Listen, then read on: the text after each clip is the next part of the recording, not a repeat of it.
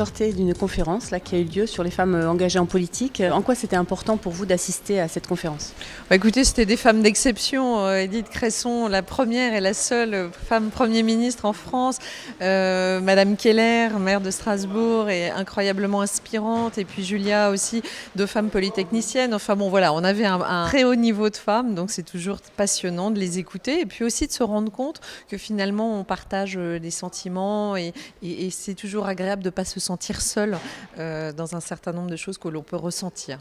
Vous sentez une sorte de partage, d'entraide, de solidarité entre ces femmes justement qui font de la politique? Ah oui, Fabienne Keller par exemple, entre guillemets, on a échangé et c'est presque du coaching, c'est-à-dire que elle me dit, bah voilà, moi si j'avais dû faire les choses, j'aurais peut-être fait différemment et ainsi de suite. Donc il y a une forme de transmission et bon, je suis un peu plus jeune et je débute surtout en politique, donc c'est toujours très agréable de pouvoir échanger avec des femmes qui ont beaucoup plus d'expérience que moi dans le monde politique. C'est vraiment important d'encourager les femmes à s'engager en politique. C'est pas tout à fait évident.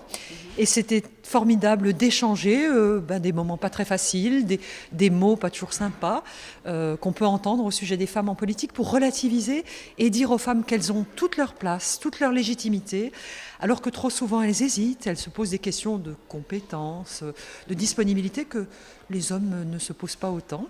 Donc je crois que ces journées, c'est formidable pour encourager des femmes de talent à s'engager. Et puis c'est comme ça, voilà, que la société sera mieux représentée dans les instances républicaines. D'être parmi toutes ces femmes et de les découvrir, de se rendre compte qu'il y a vraiment une communauté de femmes agissantes et qui peuvent assumer un certain nombre de responsabilités et qui ont cette force d'engagement, comme je l'ai aussi à travers le journalisme, mais aussi en tant que directrice d'une association humanitaire qui intervient sur l'éducation. Et ça, je pense que c'était un thème assez récurrent au cours de ces sociétales. C'est l'éducation des femmes à travers le monde, que ce soit en France ou personnellement dans les différents pays dans lesquels je travaille, qui sont comme l'Afghanistan ou l'Irak, ou des pays où l'éducation est encore beaucoup à faire. Ces 2 journées ont été vraiment riches de beaucoup de contenu, de beaucoup de fonds, et je pense effectivement que c'est une expérience qu'on aura envie de renouveler.